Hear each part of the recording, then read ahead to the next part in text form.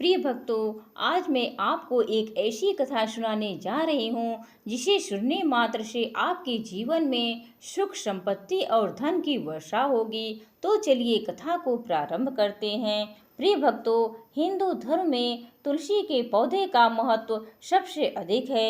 इसकी सबसे पहले पूजा भगवान विष्णु जी ने की थी। श्री हरि कहते हैं, जिस प्रकार देवी लक्ष्मी से वैकुंठ को ऐश्वर्य प्राप्त होता है, उसी प्रकार वैकुंठ में तुलसी के कारण ही पवित्रता प्राप्त है। पृथ्वी लोक पर जिस स्थान पर भी तुलसी का पौधा होगा, उस स्थान पर कभी बुराई का वास नहीं होगा। ऐसा स्थान सबसे अधिक पवित्र होगा। इसी कारण से हमें हमारे घर में तुलसी का पौधा अवश्य ही लगाना चाहिए। तुलसी के पास दीपक जलाने से क्या होता है, आइए जानते हैं इस प्राचीन महान कथा के माध्यम से, जो भगवान श्री कृष्ण ने देवी सत्यभामा को सुनाई है। प्रिय भक्तों, एक समय की बात है, देवी सत्यभामा भगवान श्री कृष्ण के पास आकर उनसे पूछने लगी, हे स्वामी, आपने मुझे तुलसी के पौधे को जल देने का महात्म्य सुना दिया है, लेकिन तुलसी के पास दीपक जलाने का क्या महात्म्य है? रोज शाम को तुलसी के पास दीपक क्यों जलाया जाता है? इससे मनुष्य को कौन सा फल प्राप्त होता है? तुलसी के पास दीपक जलाने की विधि क्या है तथा दीपक लगाते समय कौन से मंत्र का उच्चारण करना चाहिए? कृपया आप मुझे विस्तार से बताइए। भगवान श्री कृष्ण कहते हैं, हे देवी, आज तुमने समस्त संसार के कल्याण की भावना से बहुत ही उत्तम प्रश्न किया है। मैं तुम्हारे इस प्रश्न का उत्तर देने से पूर्व मैं तुम्हें एक प्राचीन इतिहास सुनाता हूँ, जिससे तुम्हें तुम्हारे सभी प्रश्नों के उत्तर मिल जाएंगे। शाम को तुलसी के पास दीपक जलाने से जो फल मिलता है, उसी का वर्णन मैं इस कथा में करूँगा। इसीलिए तुम इस कथा को ध्यान पूर्वक सुनना। इस कथा को ध्यान से पूरा सुनने मात्र से ही मनुष्य को 100 वर्षों तक तुलसी के पास दीपक जलाने का पुण्य प्राप्त होता है। देवी सत्यभामा कहती हैं, हे प्रभु, मैं कथा को सुनने के लिए उत्सुक हूँ। कृपया आप इस कथा को मुझे सुनाइए। मैं इस कथा को ध्यान पूर्वक सुनूंगी। श्री कृष्ण देवी सत्यभामा को वह कथा सुनाने लगते हैं। हे देवी, पूर्व काल की बात है, दक्षिण दिशा में तुंगभद्रा नाम की एक बहुत बड़ी नदी है। उसी नदी के किनारे हरिहरपुर नाम का एक अत्यंत सुंदर नगर बसा हुआ है। उसी नगर में हरि दीक्षित नाम के एक ब्राह्मण निवास करते थे। वे अत्यंत गुणवान, चरित्रवान, धर्म कार्य करने वाले तथा वेदों के मार्ग पर चलने वाले थे। उन्होंने समस्त शास्त्रों का अध्ययन किया हुआ था। उसी ब्राह्मण की एक पत्नी थी, जिसे लोग दुराचार कहकर पुकारते थे, क्योंकि उसके कर्म ही उसके नाम के अनुसार थे। वह सदैव ही अपने पति को अपमानित करती थी, अपने पति के लिए कड़वे वचन कहती थी, पति को भयंकर दुख देती थी, पति के लिए कभी भोजन नहीं बनाती थी। उसने अपने पति के साथ कभी शयन नहीं किया, कभी उसके साथ प्रेम से व्यवहार नहीं किया। पति के मित्र और परिवार के लोग घर पर आते तो वह स्त्री उनको अपमानित करके भगा देती थी और स्वयं काम भाव से उन्मत्त होकर निरंतर अन्य व्यभिचारिणी स्त्रियों के साथ घूमती रहती थी। उसका मन पति को छोड़कर पराये पुरुषों में लगा रहता था।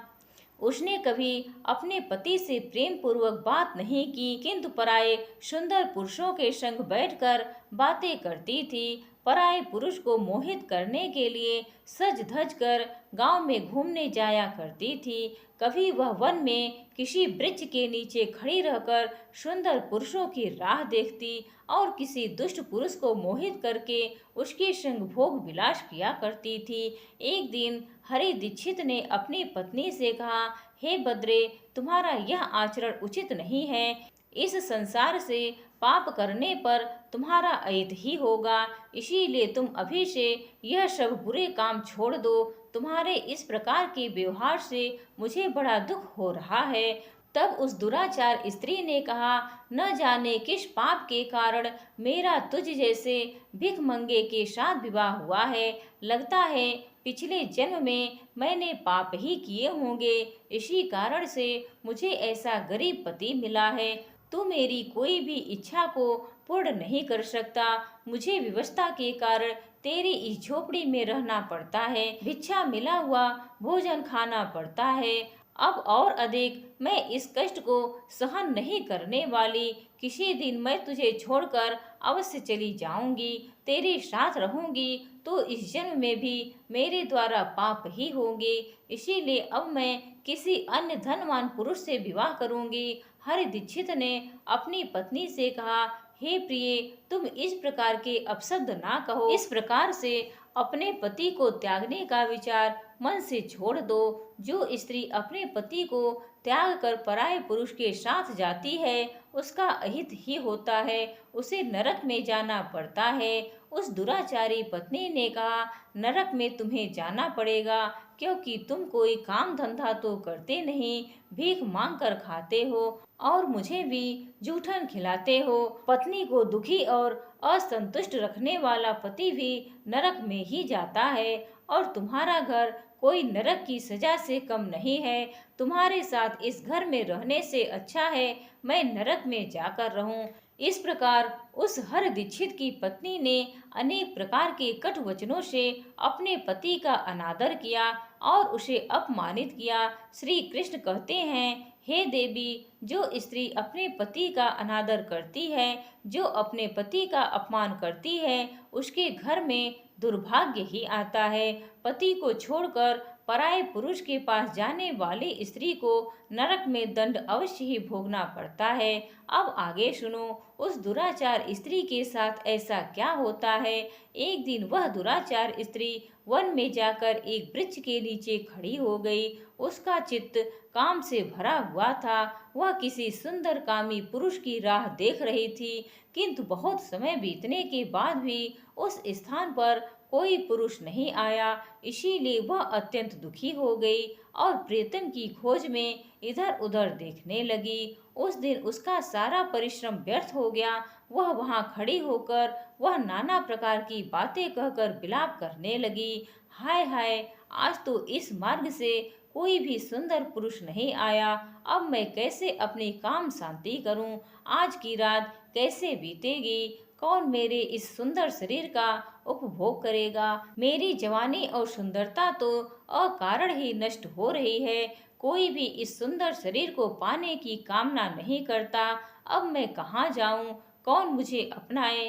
कौन मेरे साथ भोग विलास करेगा? मेरा पति तो मूर्ख है, किंतु अब ऐसा लगता है कि संसार ही मूर्ख पुरुषों से भरा पड़ा है।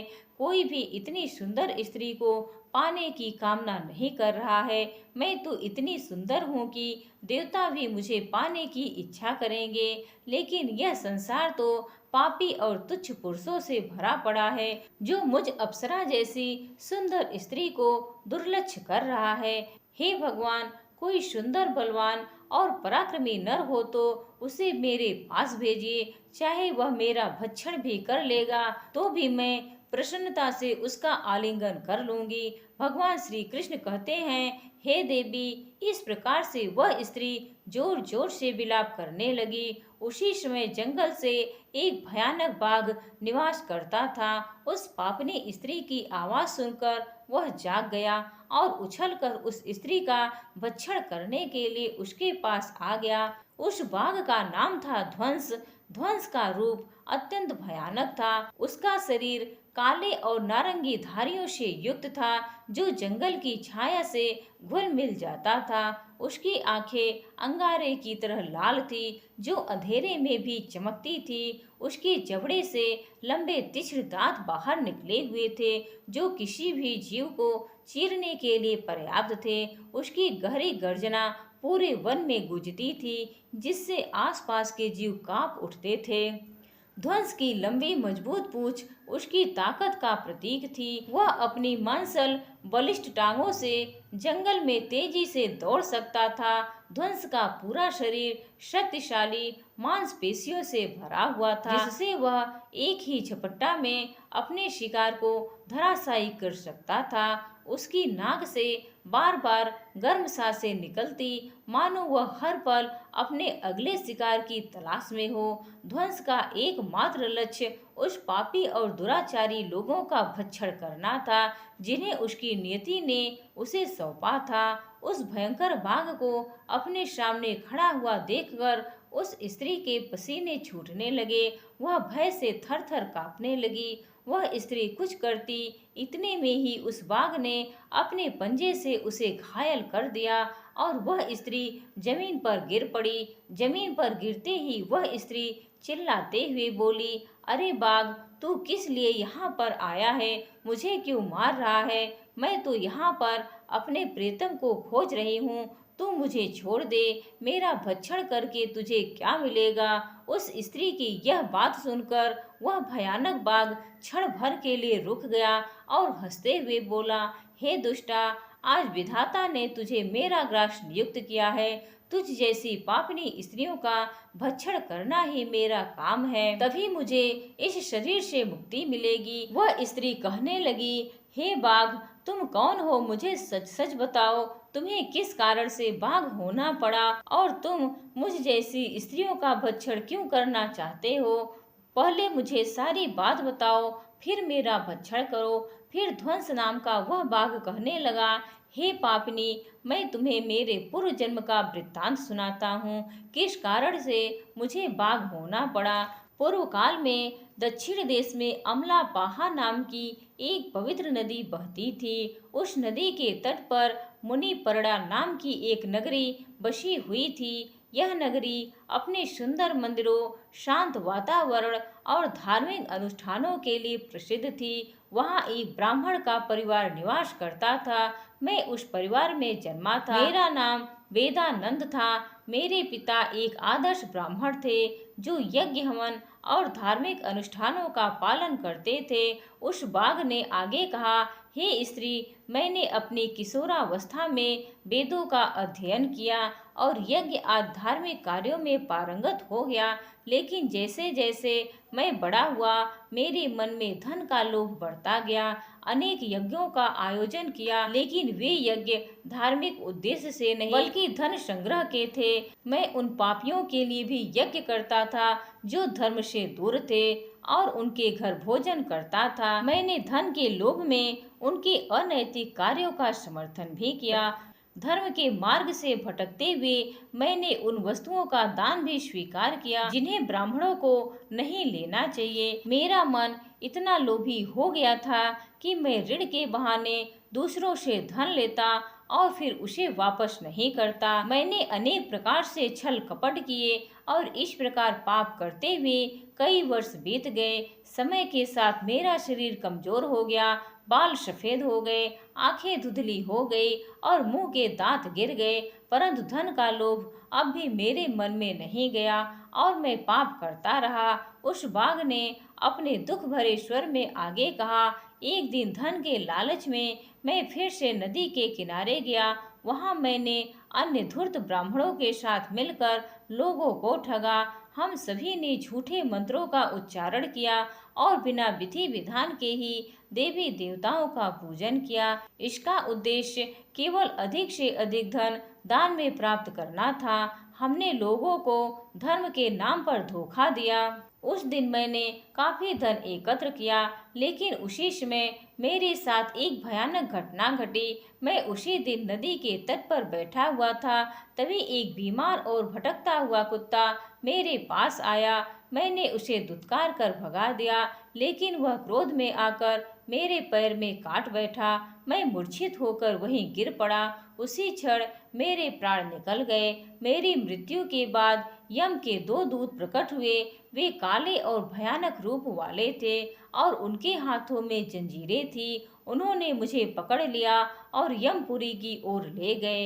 यमपुरी में मुझे यमराज के सामने खड़ा किया गया। यमराज ने अपने दिव्य सिंहासन से चित्रगुप्त को आदेश दिया कि वे मेरे कर्मों का लेखा जोखा प्रस्तुत करें। चित्रगुप्त ने बड़े ही गंभीर स्वर में कहा, हे धर्मराज, यह ब्राह्मण जिसका नाम वेदानंद था, वे अपने जीवन में घोर पाप किए हैं। इसने धर्म के नाम पर लोगों को ठगा, झूठे मंत्रों का उच्चारण कर यज्ञ किए और भगवान का अपमान किया। वह धन के लालच में धर्म से दूर हो गया। इसने कभी भी धर्म का पालन नहीं किया, इसीलिए यह पापी ब्राह्मण नरक जाने के योग्य है। फिर यमराज ने अपने दूतों को आदेश दिया, इस पापी को नरक की अग्नि में डाल दो, यह वहां जाकर अपने कर्मों का फल भोगे। इसके बाद मुझे नरक की भयंकर अग्नि में डाल दिया गया। वर्षों तक मैंने वहां की यंत्रणा सहन की। मेरी आत्मा को भयंकर पीड़ा सहनी पड़ी। अनेक वर्षों की सजा के बाद मेरे पापों के कारण मुझे बाघ का शरीर प्राप्त हुआ और मैं इस दुर्गम वन में निवास करने लगा। ध्वंस ने अपनी कहानी को समाप्त करते हुए कहा, अपने पूर्व जन्म के पापों का प्रायश्चित करते हुए मैंने संकल्प लिया कि मैं कभी भी महात्मा साधु पुरुष या सती स्त्रियों का भक्षण नहीं करूंगा। मैं केवल उन पापियों, दुराचार और उल्टा स्त्रियों का ही भक्षण करता हूँ जिन्होंने अपने जीवन में अधर्म के मार्ग पर चलकर दूसरों को दुख दिया है। मुझे विश्वास है कि ऐसा करने से मुझे मेरे पापों से मुक्ति मिलेगी और मैं इस शरीर से जल्द ही मुक्त हो जाऊंगा। श्री कृष्ण कहते हैं, हे देवी, इस प्रकार से उस बाघ ने अपने पूर्व जन्म का वृत्तांत सुना दिया और उस स्त्री से कहने लगा, हे पापिनी, तेरे आचरण से तू उल्टा दिखाई पड़ती है। अपने पति को छोड़कर तू इस वन में अन्य पुरुषों के साथ भोग विलास करने के लिए आई है, इसीलिए आज तू मेरा ग्रास अवश्य बनेगी। इतना कहकर उस बाघ ने अपने तीक्ष्ण नसों से उस पापी स्त्री को मारकर उसे खा लिया और फिर वह बाघ उस स्थान से चला गया। उस स्त्री की मृत्यु के बाद उस स्थान पर यम के दो दूत प्रकट हुए और उस पापिनी स्त्री को उठाकर स्वयं निपुरी में ले गए। वहां पर उसे यमराज के सामने खड़ा किया गया। फिर चित्रगुप्त ने उस स्त्री का लेखा जोखा निकालते हुए यम से कहने लगे, हे धर्मराज, यह स्त्री तो अत्यंत पापिनी है। इसने घोर पाप किए हैं। इसने व्यभिचार किया है। इसने अपने पति की कभी सेवा नहीं की। अपने पति को भूलकर पराये पुरुषों के संग भोग विलास किया करती थी। उसके पापों को सुनकर यमराज अत्यंत क्रोधित हो गए और उन्होंने उस स्त्री को अग्नि से भरे हुए कुंडों में डालने का आदेश दिया। यमराज के आदेश को सुनकर वह स्त्री अत्यंत भयभीत हो गई और फिर वह दुराचार स्त्री यमराज से कहने लगी, हे धर्मराज, कृपया मुझे मेरे पापों के लिए क्षमा करें। मैंने यह अनजाने में पाप किए हैं। कृपया मुझे प्रायश्चित का अवसर प्रदान करें।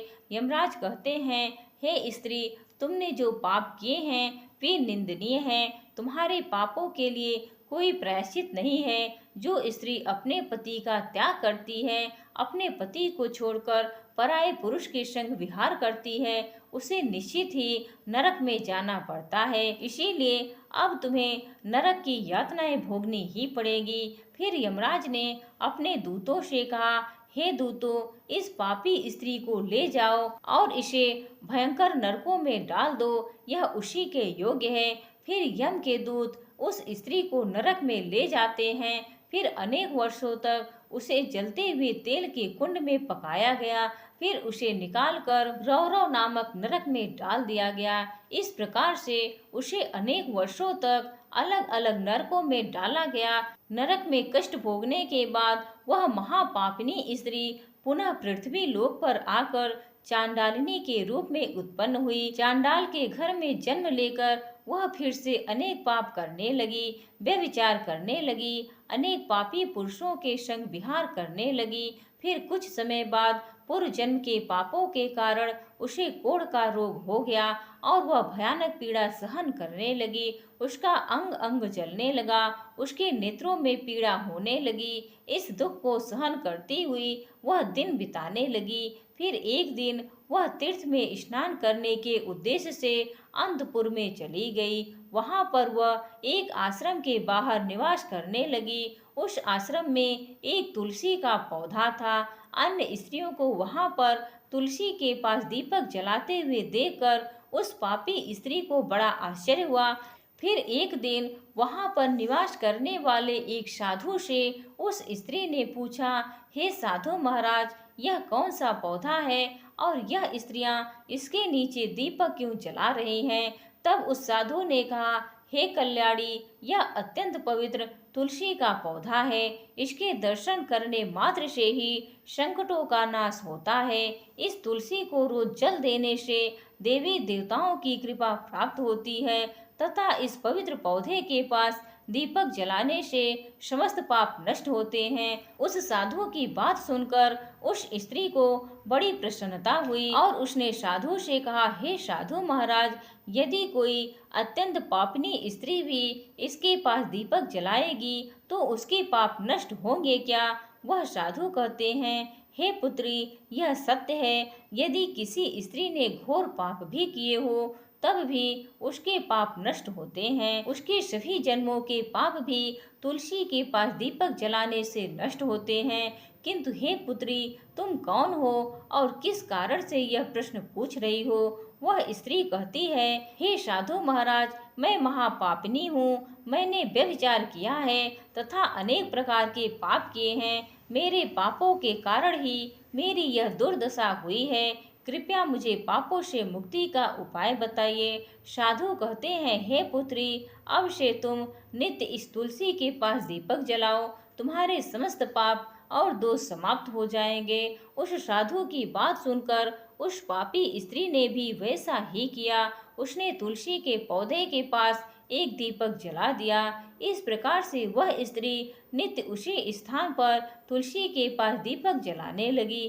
फिर एक दिन वह स्त्री शाम के समय तुलसी के पास दीपक जलाने लगी तो उसी समय उसके हृदय फटने से उसकी मृत्यु हो गई और वह वहीं जमीन पर पड़ी रही। फिर यमराज के दो दूत उस स्त्री को यमलोक में ले जाने के लिए उस स्थान पर प्रकट हुए। जैसे ही यम के दूत उस पापी स्त्री को पास में बांधकर ले जाने लगे, भगवान विष्णु के दो पार्षद उस स्थान पर प्रकट हुए।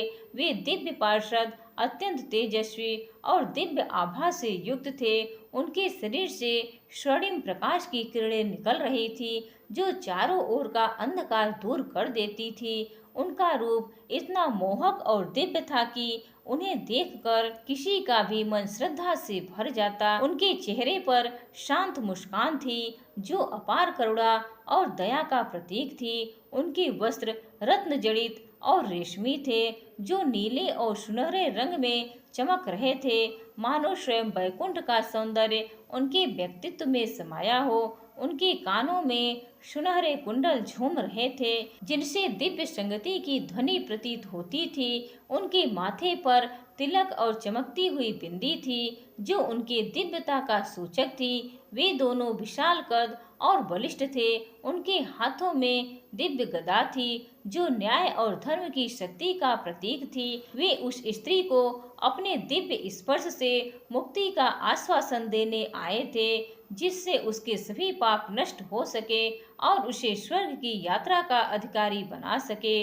उन पार्षदों ने यमराज के दूतों को रोक लिया और कहने लगे, हे यमदूतों, इस स्त्री को तुम छोड़ दो। यह स्त्री नरक जाने के योग्य नहीं है। तुम किसके आदेश पर ऐसा अधर्म कर रहे हो? फिर यम के दूत कहने लगे, हे पार्षदों, हम यमराज के आदेश से इस पापी स्त्री को उठाकर ले जा रहे हैं, किंतु आप हमें किस कारण से रोक रहे हो? यह स्त्री अत्यंत पापी है, इसे नरक में ले जाने की आज्ञा मिली है। यह सुनकर भगवान विष्णु के पार्षद मुस्कुराए और बोले, हे यमदूतों, तुम सत्य बोलते हो, लेकिन इस स्त्री का एक ऐसा पुण्य भी है जो इसके समस्त पापों को मिटा चुका है। क्या तुमने देखा नहीं कि इसने अपने जीवन में संध्या के समय तुलसी के समीप दीपक जलाया है? यमदूतों ने चकित होकर पूछा, हे पार्षदों, क्या केवल तुलसी के पास दीपक जलाने से इसके समस्त पाप नष्ट हो सकते हैं? भगवान विष्णु के पार्षदों ने गहन दृष्टि से यमदूतों की ओर देखा और समझाया, तुम इस बात को नहीं समझते। यमदूतों, तुलसी भगवान विष्णु की परम प्रिय है और जो भक्त श्रद्धा और भक्ति से तुलसी के समीप दीपक जलाता है वह विष्णु की कृपा का पात्र बन जाता है। संध्या के समय दीपक जलाने का पुण्य अनंत गुना बढ़ जाता है और यह न केवल उनके पापों को नष्ट करता है बल्कि उसे स्वर्ग का अधिकारी भी बनाता है।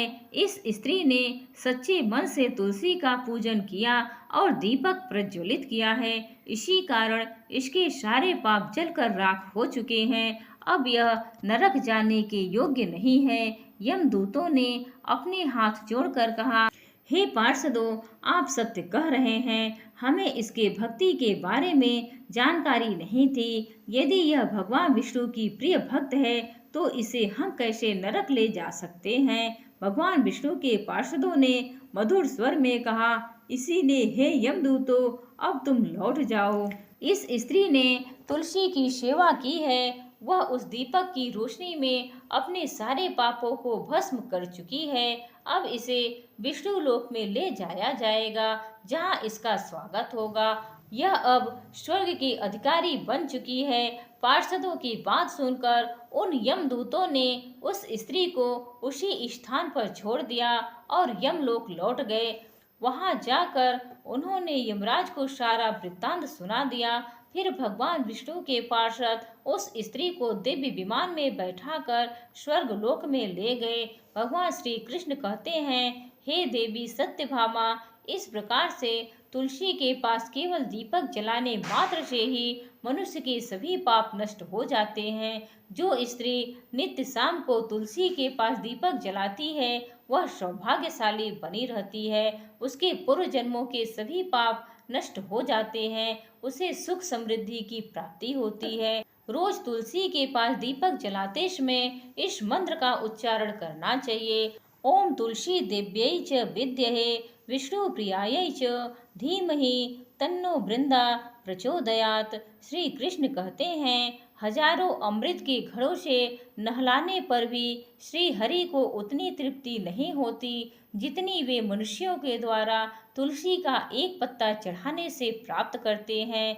10,000 गोदान से जो फल प्राप्त होता है वही फल तुलसी पत्र के दान से पा लिया जाता है। जो मृत्यु के समय अपने मुख में तुलसी पत्र का जल पा सकता है वह संपूर्ण पापों से मुक्त होकर श्री कृष्ण के धाम जाता है। जब भक्त तुलसी के पास दीपक जलाता है तो उस प्रकाश में निहित ऊर्जा नकारात्मक शक्तियों को नष्ट करती है और सकारात्मकता का संचार करती है। यह आध्यात्मिक वातावरण को शुद्ध करता है और घर में देवताओं की कृपा को आकर्षित करता है। दीपक का प्रकाश अज्ञान में अंधकार को दूर करता है और ज्ञान की ज्योति को प्रज्वलित करता है। तुलसी के पास दीपक जलाने से मनुष्य के भीतर शुद्धता और पवित्रता का भाव उत्पन्न होता है जिससे उसकी भक्ति और ध्यान की शक्ति बढ़ती है। यह मान्यता है कि जब व्यक्ति तुलसी के पास दीपक जलाकर उसकी आरती करता है तो भगवान विष्णु का ध्यान अधिक सरलता से प्राप्त होता है। वह साधक के मन को स्थिर और शांति की ओर ले जाता है जिससे ध्यान में एकाग्रता बढ़ती है। तुलसी के पास दीपक जलाने का अनुष्ठान सूर्यास्त के समय करना चाहिए। अत्यंत शुभ माना जाता है। इस समय दीपक जलाकर तुलसी माता की आरती की जाती है और भगवान विष्णु का स्मरण किया जाता है। इसे करने से विशेष पुण्य प्राप्त होता है। प्रतिदिन संध्या समय में तुलसी के पास दीपक जलाते समय ओम नमो भगवते वासुदेवाय मंत्र का जाप करना चाहिए। यह मंत्र घर की नकारात्मकता को दूर करता है और भगवान विष्णु की कृपा प्राप्त होती है। तुलसी के पास घी या तिल के तेल का दीपक जलाना शुभ होता है। घी का दीपक अधिक पवित्र माना जाता है, लेकिन यदि संभव ना हो तो तिल के तेल का दीपक भी जलाया जा सकता है। तिल के तेल का दीपक नकारात्मक ऊर्जा होने में सहायक होता है। ऐसा कहा गया है कि जो भक्त प्रतिदिन तुलसी के पास दीपक जलाता है उसे 7 जन्मों तक पुण्य मिलता है और वह कभी भी दरिद्रता का सामना नहीं करता। उसके घर परिवार में हमेशा सुख शांति और खुशहाली बनी रहती है।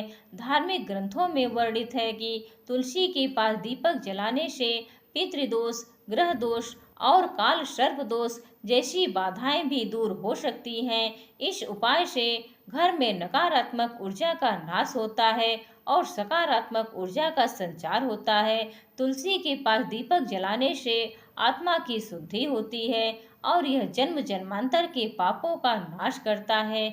इससे आत्मा को शांति मिलती है और व्यक्ति को सद्गति प्राप्त होती है। यह भी कहा गया है कि यदि कोई व्यक्ति जीवन के अंतिम दिनों में तुलसी के पास दीपक जलाकर भगवान का स्मरण करता है तो उसे मृत्यु के बाद यमदूतों का भय नहीं रहता है और उसे भगवान के धाम में स्थान मिलता है। तुलसी के पास दीपक जलाने से देवी लक्ष्मी का आशीर्वाद मिलता है, जिससे व्यक्ति के जीवन में कभी आर्थिक संकट नहीं आता और हमेशा समृद्धि का वास रहता है। तो प्रिय भक्तों, इस प्रकार से भगवान श्री कृष्ण ने तुलसी के पौधे के पास दीपक जलाने का महत्व बताया है। आपको यह कथा कैसी लगी, कृपया कमेंट करके जरूर बताएं। प्रिय भक्तों, उम्मीद है आज की यह कहानी आप सभी को पसंद आई होगी।